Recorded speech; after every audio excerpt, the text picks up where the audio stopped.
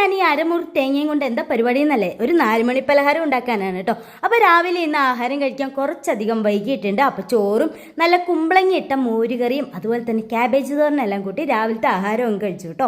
അതിനുശേഷം കഴുകാനിടായിരുന്ന പാത്രങ്ങളെല്ലാം ഒന്ന് കഴുകി അവിടെയെല്ലാം ഒന്ന് തുടച്ച് വൃത്തിയാക്കി വാഷ് ബേസിനും കഴുകി കഴിഞ്ഞപ്പോൾ സമയം ഒരു 10-10:30 ആയിട്ടുണ്ട്. എന്നാൽ പിന്നെ ഇപ്പോഴേ 4 മണിക്കുള്ള പലഹാരം ഉണ്ടാക്കാമെന്ന് കരുതി അങ്ങനെ ഞാൻ ചട്ടിയെല്ലാം അടുപ്പത്ത് വെച്ച് അവിൽ വറക്കാൻ വേണ്ടി ഇട്ടു കേട്ടോ. അപ്പം ഞാനിവിടെ ഉണ്ടാക്കുന്നത് അവിൽ നനയ്ക്കുകയാണ്.